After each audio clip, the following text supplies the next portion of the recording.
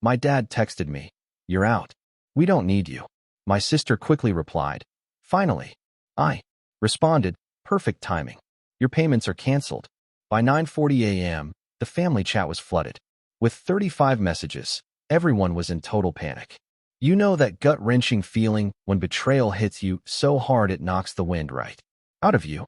Well, imagine that, but from the very people you've spent 7 years propping up. Financially, believing you were finally part of their family. My family thought they had me, wrapped around their finger, a bottomless money pit they could drain dry. But when they sent those 3 texts telling me I was out and they didn't need me, they had no idea the financial bomb I just dropped on them. Before we dive into that explosion, let me take you back to how Samuel, a 32-year-old software engineer, ended up in such a toxic mess. My childhood started out like a picture book. Born in Seattle, my early years were filled with sunshine, apple pie, and my dad teaching me how to throw a baseball. Those first 10 years? Absolute bliss. But then, everything shattered. The hushed arguments between my parents turned into loud, undeniable fights. I remember sitting at the top of the stairs, listening to my mom accuse Dad of cheating. He denied it, but with less conviction each time. Then came the bombshell. Dad wasn't just cheating, he'd gotten his girlfriend, Diane, pregnant. The divorce was brutal. Mom fought for custody and won. Dad moved out, married Diane within 6 months, and 3 months later, my half-sister, Isabella, was born.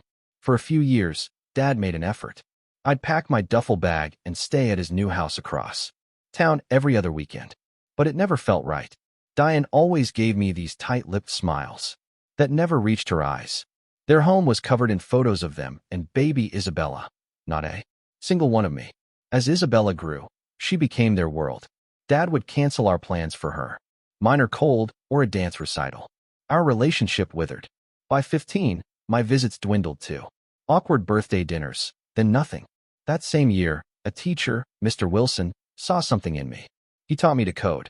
For the first time, something in my life made perfect sense.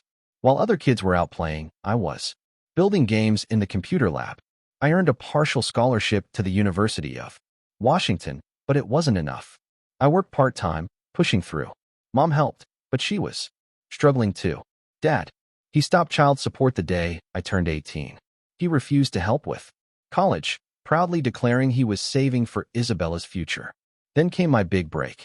Junior year, I developed an algorithm that got me job offers from major tech companies.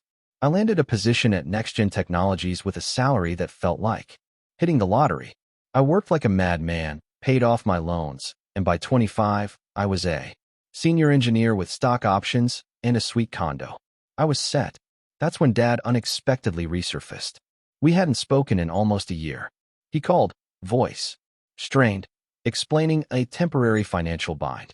The housing market crash had hit his real estate business. They were 3 months behind on their mortgage. Could I help? Just until things turned around. Something inside me, a desperate flicker of hope, leaped. This was my chance to be needed, to finally connect with the father who'd all but forgotten me. I paid their back mortgage in the next 3 months in advance.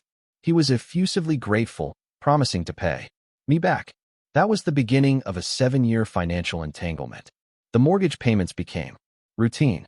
Then, Isabella got into Columbia University. Dad called again. Tuition was more than anticipated. Could I help? A strange mix of pride and validation swelled in me. My little sister would get a top-tier education because of me. Maybe this was it. Maybe this would finally make me a real part of their family. Every month, $2,000 for the mortgage, $4,500 for Isabella's tuition and expenses. It was a massive chunk of change, but I could afford it. More importantly, it gave me a purpose, a connection. Dad would call to thank me. Isabella sent campus photos. We even started having monthly family dinners. For the first time in forever, I felt included. I could talk about my dad and sister with recent stories, a genuine sense of belonging. The money? It seemed a small price to pay for that feeling, but the illusion began to crack. 3 years in, I went to Dad's birthday dinner. I arrived to find a full family gathering, aunts, uncles, cousins, a party I hadn't been told about. Aunt Patricia looked surprised to see me. Samuel, we didn't know you were coming. Diane quickly interjected a flimsy excuse about meaning to tell everyone. It felt hollow. Later, I overheard. Two cousins in the kitchen. Nice that Richard invited his son from his first marriage. Diane probably wasn't happy, but from what I hear, Samuel's doing very well for himself. They probably want to stay on his good side. Their words settled in my gut like lead. Around that time, Isabella's communication shifted. Her updates became less frequent, more transactional. Just, thank you, texts after the money transferred. When I tried to chat, her replies were brief. One weekend, I flew to New York for a tech conference and suggested meeting her for dinner. She claimed she was swamped with midterms. That night, I impulsively checked her Instagram. She was at a rooftop party in Manhattan, time-stamped exactly during our proposed dinner. My stomach twisted. At our next family dinner, Dad hinted at unexpected expenses and wondered if I could increase my contribution. When I pressed for details, he was vague. Property taxes, insurance. I reluctantly added another $1,000, bringing my total to $7,500 a month. That winter, scrolling Facebook, I froze. Dad, Diane, and Isabella, all posing on a ski slope in Aspen. Brand new, high-end gear. Isabella's designer ski jacket alone was over $2,000. Dad's skis? Just as much. And this trip? Never mentioned. I started paying closer attention. While claiming hardship to me, their social media painted a picture of luxury. Diane's shopping sprees, spa days. Isabella's expensive restaurants, designer bags. Dad's 5-figure golf club membership. At our next dinner, I cautiously brought up financial planning, suggesting a timeline for them to become self-sufficient. Dad got defensive, rattling off sacrifices he'd made. Diane jumped in, listing their enormous expenses. The conversation ended with them making me feel selfish. A few weeks later, I realized I hadn't been invited to Thanksgiving. When I called Dad, he mumbled, "Oh, we're keeping it small this year. Just immediate family." The word stung. Apparently, I wasn't immediate. Instagram later showed a lavish spread with Diane's parents, her brother, friends. I confided in my closest friend, Jake, at work. He listened carefully, then asked a question that punched me in the gut. Samuel, if they weren't your family, would you consider this a healthy financial relationship? The question haunted me for days. The following month, Dad texted, asking for money a few days early, in a bind. I transferred it immediately. Out of habit, I checked Isabella's social media. Cabo San Lucas. Luxury resort. Surprise birthday trip from the best parents ever. Her birthday wasn't for 3 more months. I tried calling Dad. In meetings. When I pressed about Cabo, he called it a last-minute deal and swiftly changed the subject. The final straw of this period came from my mom. We were close, but I'd never told her the full extent of my financial support. Now, her voice was full of concern. Samuel, I ran into Diane at the mall. She was buying a very expensive watch, said it was for your father's business milestone, and implied you were helping them buy it. Is that true? It wasn't. But the realization that they openly discussed my support while hiding their lavish spending was sickening.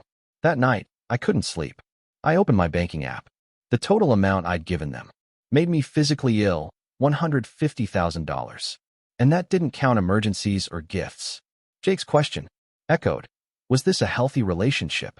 The evidence screamed a no. I was being used. But still, I clung to the hope. They were family, or I desperately wanted them to be. The true breaking point arrived last spring, as Dad's 55th birthday neared. I wanted to do something special, to mend whatever was broken. I decided to plan a family vacation to Hawaii. Weeks I spent researching resorts, activities, checking availability. I called Dad. To my surprise, he sounded genuinely excited. We picked a week in May. He confirmed everyone was on board. For a month, I threw myself into planning the perfect trip. The Royal Kona, ocean view, rooms, the best luau, volcano tours, snorkeling, even a private fishing charter, like we used to do when I was a kid. I put down a $3,000 deposit. Sent the confirmation to the family chat. Isabella responded with exclamation points and heart emojis. Dad called, saying it was exactly what they needed. Even Diane texted her excitement. As the trip drew closer, Isabella texted me more often, asking about amenities, booking, details. Had I paid for the rooms? Rental cars? Each time I confirmed, she was enthusiastic. 2 weeks before our scheduled departure, I was working late. On Instagram, a photo appeared. Isabella, Black Sand Beach, cocktail in hand. Surprise family vacation. My stomach plummeted. I tapped her profile. More photos. Dad and Diane by the pool. The three of them at a luau. Ocean view room. My blood ran cold. It was the Royal Kona. The exact resort I had booked. The exact trip I had planned. I called Dad. No answer. Isabella. Voicemail. Messages to both of them, asking what was happening. Nothing. I even tried Diane. Silence. For days, I watched in disbelief as more vacation photos streamed in. They were doing everything I had planned. The luau I'd bookmarked. The volcano tour I'd researched. Even the private fishing charter I'd inquired about. It was as if they'd accessed my browser history and followed my itinerary. A week later, Isabella finally texted, "Hey Sam, having an amazing time in Hawaii. Dad, thought we needed some family bonding time before your trip. Can't wait to come back with you. Next month. The Royal Kona is amazing." I stared at my phone, trying to process her audacious lie. A pre-trip? Dad finally answered my call, his voice dripping with artificial cheer. "Samuel, we were just talking about you. The resort you picked is fantastic." "Dad," I said, struggling to keep my voice steady. "Why didn't you tell me you were going to Hawaii? We were supposed to go together in 2 weeks." There was a pause. "Well, son, we got an incredible last-minute deal, and Diane's sister decided to join us, so it became a bit different. We figured we'd still go with you as planned. You can show us all the things we missed this time around." His explanation made no sense. There was no sister in any of the photos. It was just the three of them, enjoying my meticulously planned vacation. "Dad," I said, my voice rising, "I can see from Isabella's Instagram you're doing everything I planned. You're even staying at the Royal Kona, which isn't cheap and definitely doesn't offer last-minute deals during peak season." Another pause. "Samuel, I think you're overreacting. We're just having a little family vacation. We can talk about this when we get back." Family vacation. The words echoed, raw and painful. Family without me. That evening, Isabella sent a longer text. "Sam, I don't understand why you're so upset. We needed some private family time. Mom, Dad, and I rarely get to travel, just the three of us. We're still looking forward to going with you next month. Private family time. Mom, Dad, and I." The message couldn't have been clearer. I was not part of their real family. The next day, I called the resort and canceled our upcoming reservation. The $3,000 deposit was non-refundable, but I didn't care. When the clerk asked why, the words stuck in my throat. How could I say my own family had already taken my planned vacation without me? "Change of plans," I mumbled.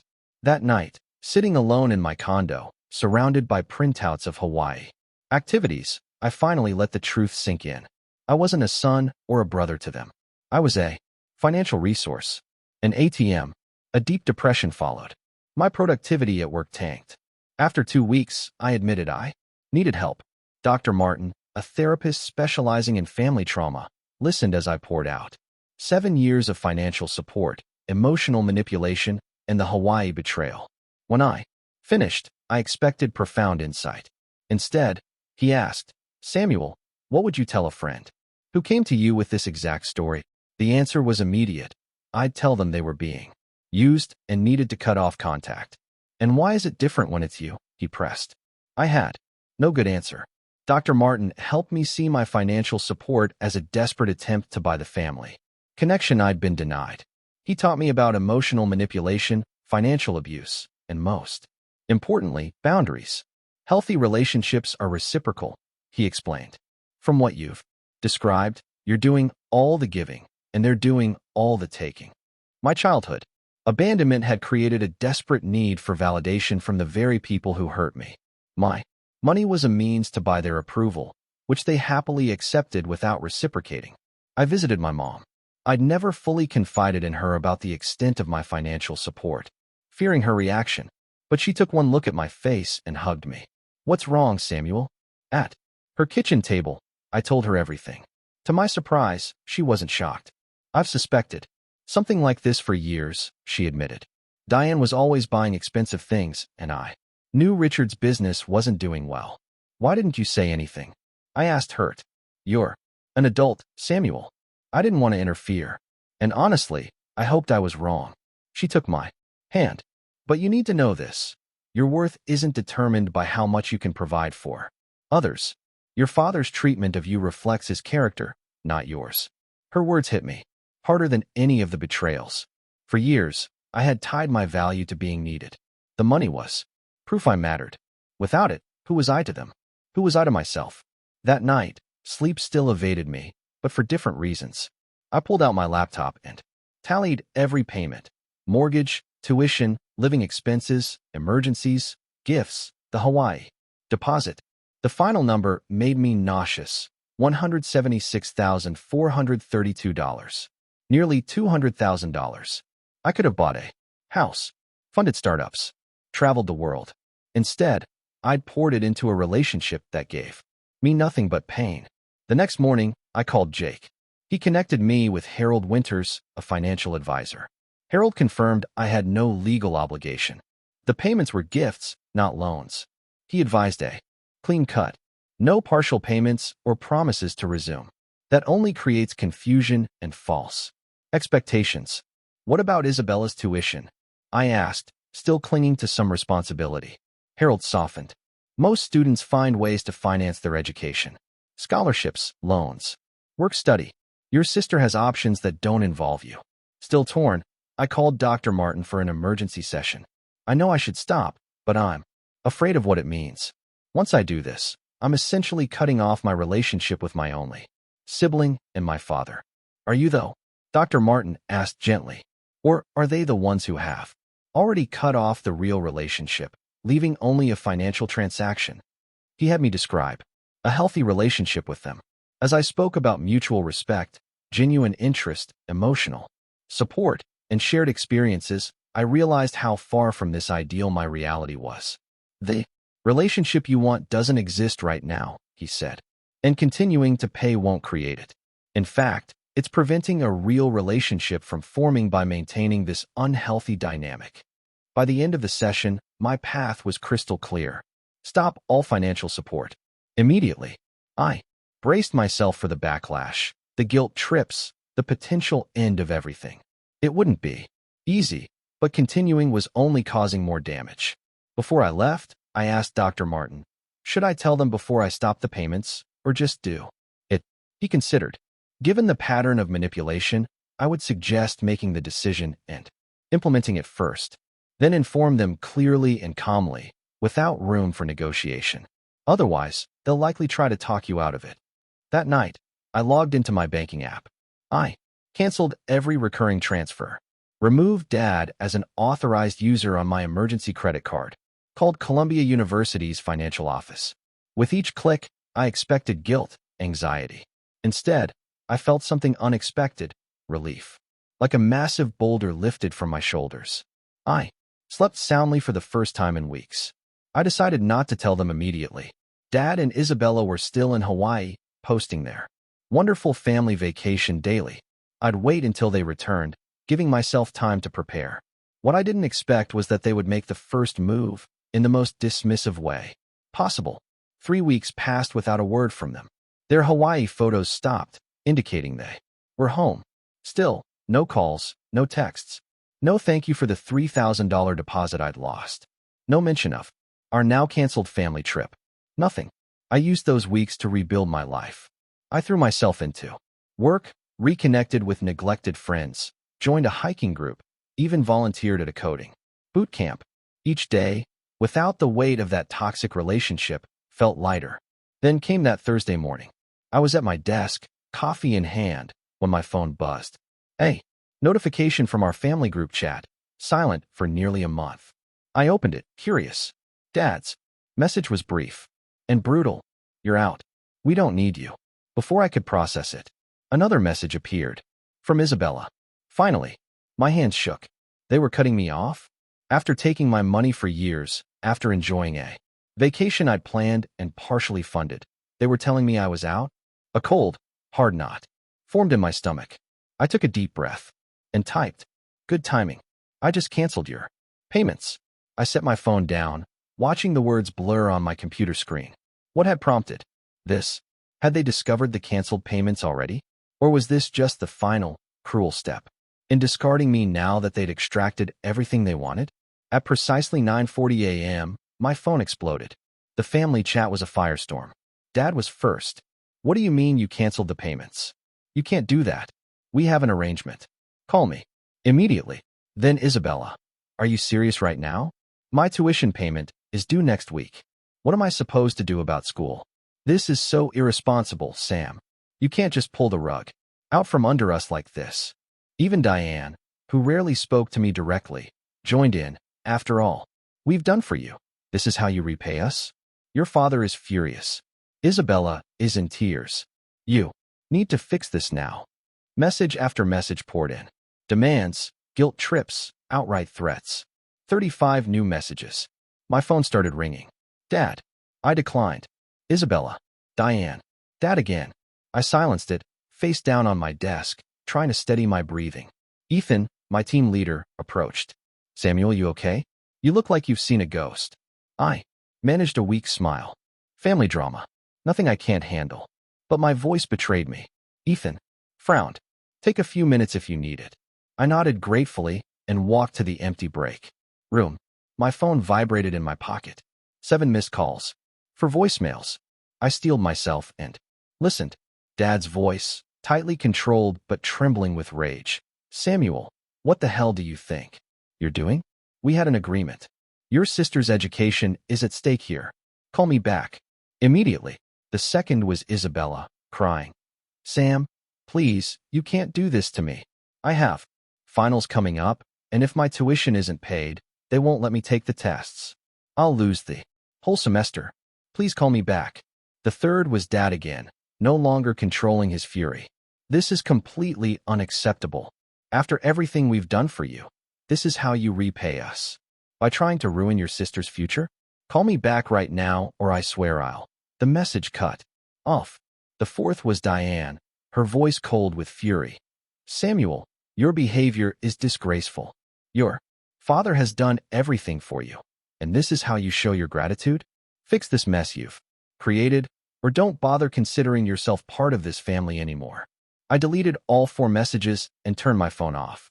The irony of Diane's threat wasn't lost on me. Don't bother considering yourself part of this family anymore. When had they ever truly included me? Back at my desk, I tried to focus, but my mind replayed their messages.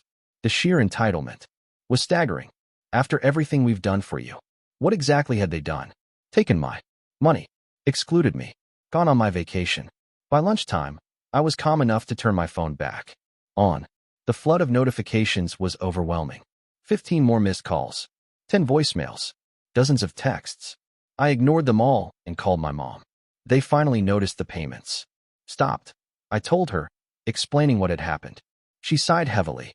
"I was afraid it would come to this. Are you okay?" Surprisingly, yes, I realized. I expected to feel guilty, but honestly, their reaction just confirms I made the right decision. "What will you do now?" she asked. "Nothing," I said firmly. "I'm done chasing their approval.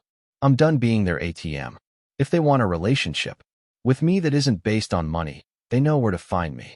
That evening, Jake and I ordered pizza. I showed him some of the messages that had continued all day. Jake shook his head. "Man, they're not even trying to hide it anymore, are they? It's all about the money." "The crazy thing is," I said, "they started this. You're out. We don't need you." Those were their words, not mine. It's like they were trying to hurt me one last time before I discovered the payments had stopped. Or, Jake suggested, maybe something else happened, and they decided to cut you off before you could cut them off.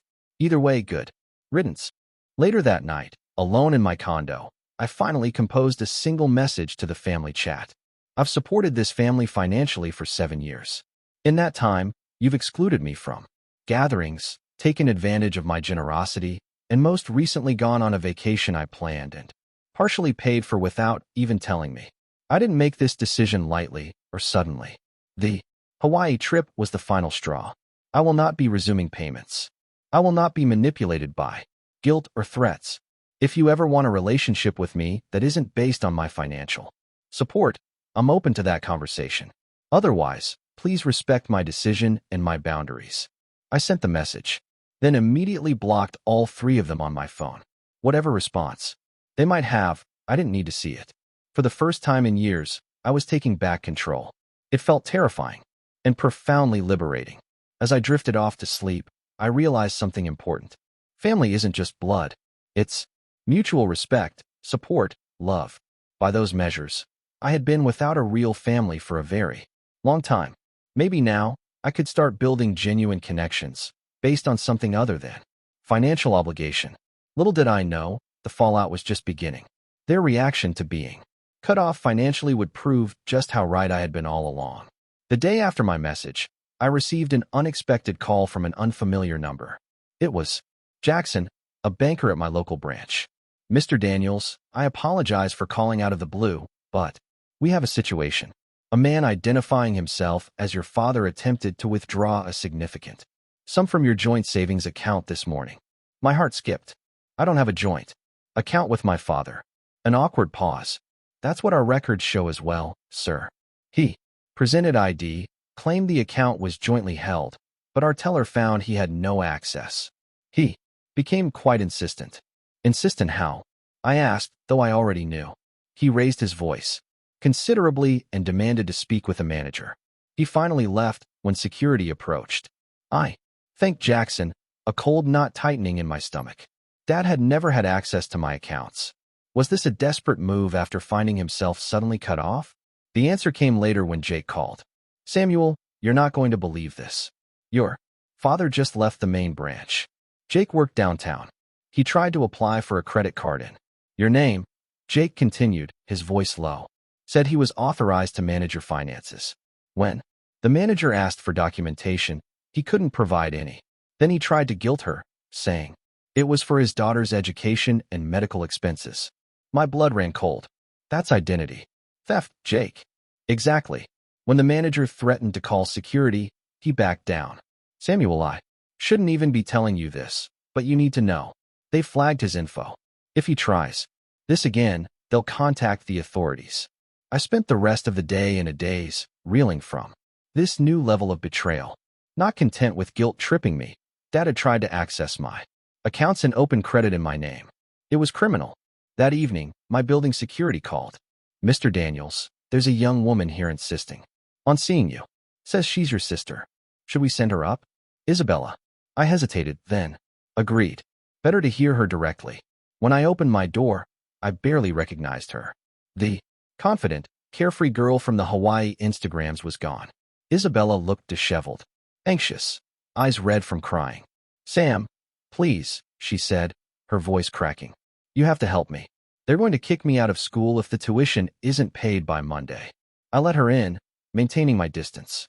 Isabella, we need to talk about more than just your tuition. She paced my living room. Look, I know you're upset about something, but this is my education we're talking about. My future. You can't just cut me off without warning. Without warning, I repeated incredulously. You're out. We don't need you. Finally, those were your words, Isabella. She froze. Her expression shifted. That was about something else. Dad and I were talking about a family situation that didn't involve you. In our family group chat, the only purpose of which was to coordinate with me about financial matters. I shook my head. Please don't lie to me. Not anymore. Her face crumpled. She collapsed onto my couch, sobbing. I waited. Fine. She finally choked out, wiping her eyes. We knew you were upset about Hawaii. Dad said you were probably going to stop the payments, so we needed to hurt you first. Make it look like our idea, not yours.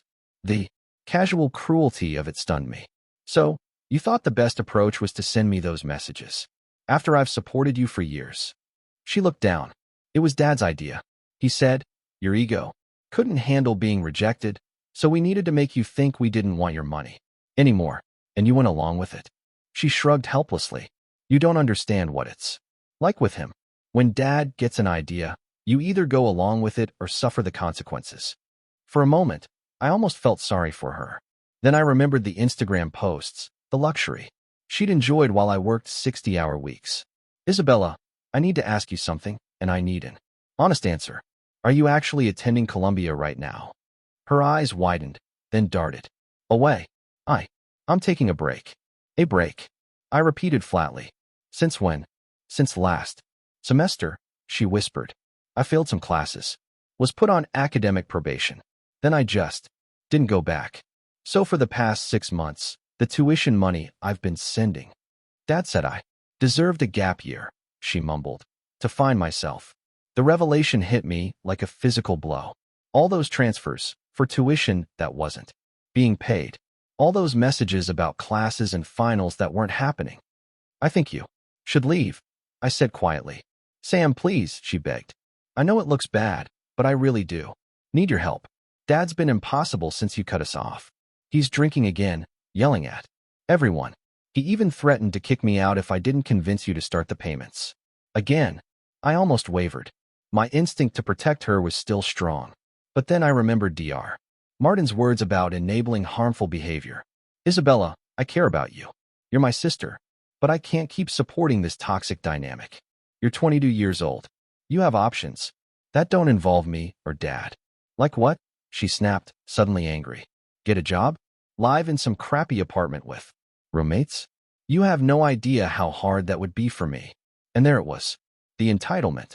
Cultivated over years of having everything handed to her. She wasn't concerned about her education. She was concerned about maintaining her lifestyle. I think that's exactly what you should do, I said firmly. Get a job. Learn to support yourself. Discover who you are outside of Dad's influence and my financial support. So that's it. You're just cutting me off? What kind? A brother does that. Her eyes narrowed. You know what Dad always said about you? That you only helped us because you felt guilty. That deep down you knew you weren't really part of our family. So you tried to buy your way in. The words stung, but not as much as they once would have. Maybe there was some truth to that, I admitted. But not anymore. I'm done trying to buy a place in a family that doesn't want me. She left in tears, slamming my door hard. I leaned against the wall, emotionally drained, but strangely calm. The truth was out, ugly as it was. The next confrontation came 2 days later. Ethan, my team leader, found me at my desk, looking uncomfortable. Samuel, there's someone asking for you in reception. Says he's your father. He seems agitated. I closed my eyes briefly. I'll handle it. Thanks, Ethan. In reception, Dad was pacing, his face flushed. When he saw me, he stormed over, voice raised. There you are? Do you have any idea what you've done? Your sister is devastated. We could lose the house. The receptionist looked alarmed. I gestured for Dad to follow me to a small meeting room. As soon as the door closed, he rounded on me. You had no right to cut us off like that. After everything we've done for you. What exactly have you done for me, Dad? I asked quietly.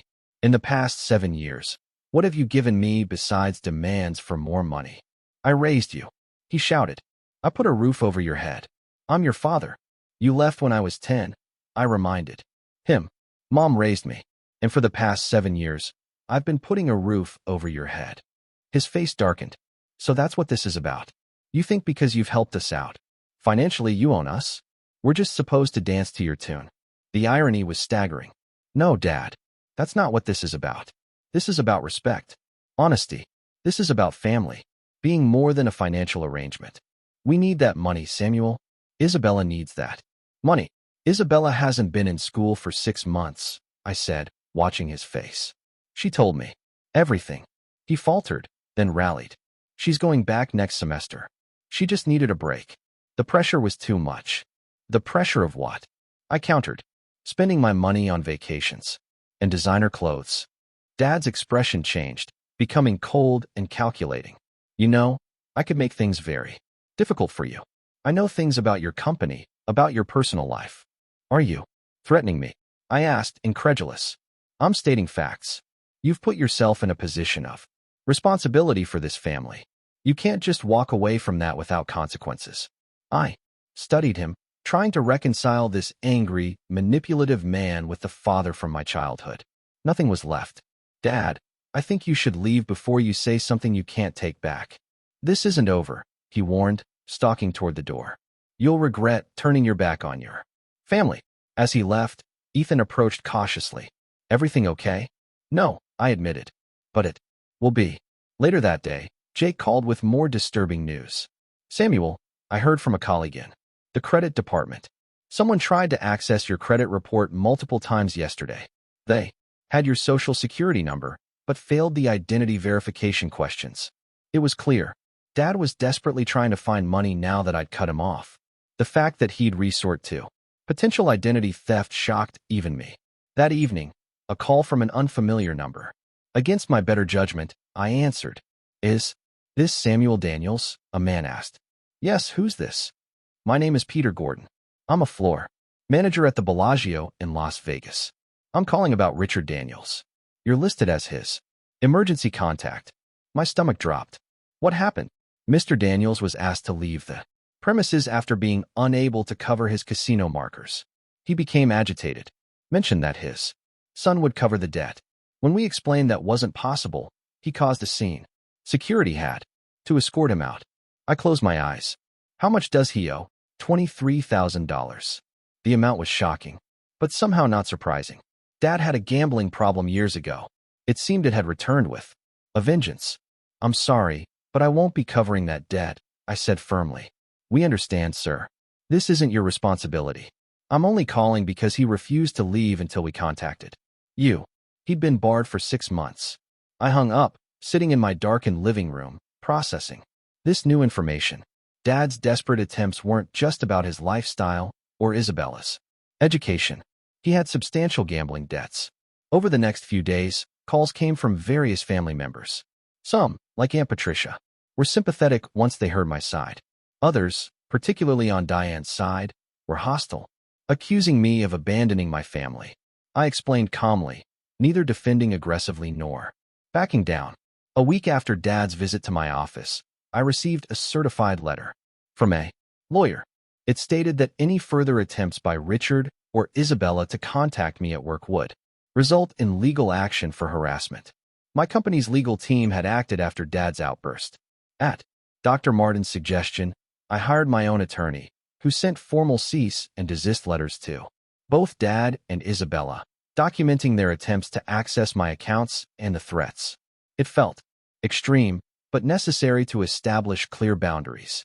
2 weeks later, Isabella texted from a new number. Can we meet?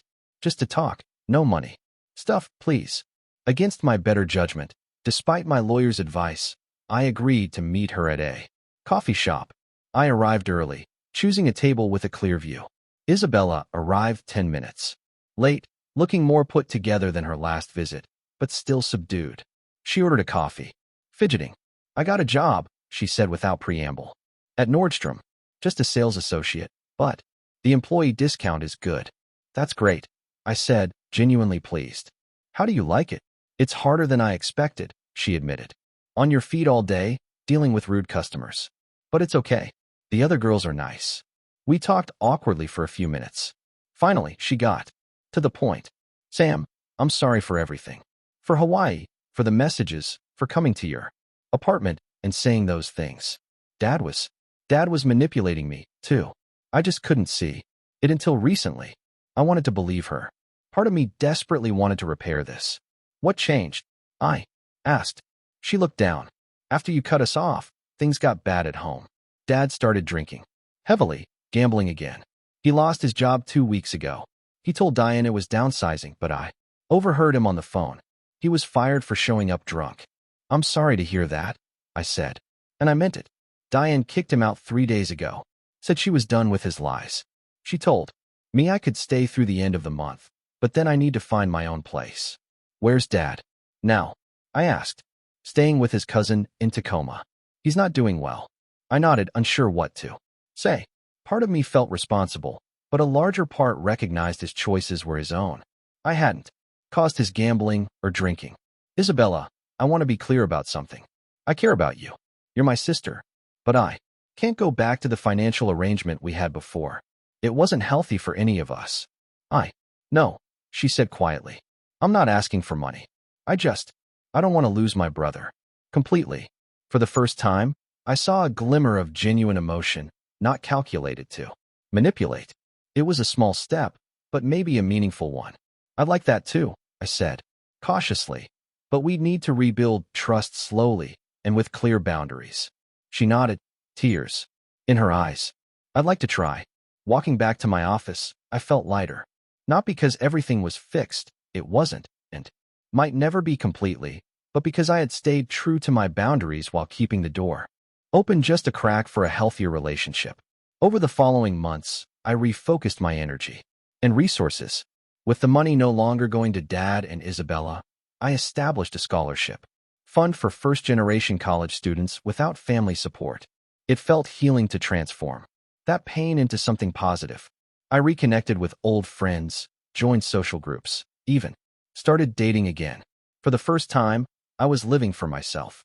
Isabella and I maintained cautious contact. We met for coffee, gradually rebuilding something that felt more like a real sibling relationship. She kept working at Nordstrom, moved into a small apartment, and even enrolled in community college. She completed her first year with good grades and transferred to a state university, studying business administration. We meet for lunch once a month. She's never asked for money again, and I've seen genuine growth in her character. Dad's story was more complicated. After Diane divorced him, he spiraled deeper into gambling and drinking, finally hitting rock bottom. 3 months ago, he entered rehab. 2 weeks into his treatment, I received a handwritten letter from him, not asking for money or forgiveness, but acknowledging the harm he had caused and expressing a commitment to change. I responded with a brief note wishing him well. It was neither reconciliation nor rejection, just an acknowledgement that we both needed to heal in our own ways. Last week, I received an email that surprised me. Isabella had forwarded a message from Dad's counselor. Dad had listed me as someone he had harmed and wished to make amends to as part of his recovery program. The counselor asked if I would be willing to participate in a family therapy session. I haven't decided yet. Part of me wants closure. Another part fears being pulled back into old patterns. Dr. Martin advised me to trust my instincts and to remember that forgiveness doesn't necessarily mean resuming a relationship. Through all of this, I've learned lessons that fundamentally changed how I view myself and my relationships. My value as a person never depended on what I could provide for others. For years, I measured my worth by how much my family needed me, conflating financial support with love. Breaking that pattern has allowed me to develop authentic connections based on mutual respect, not dependency. I've also learned that establishing boundaries isn't selfish, it's essential for healthy relationships.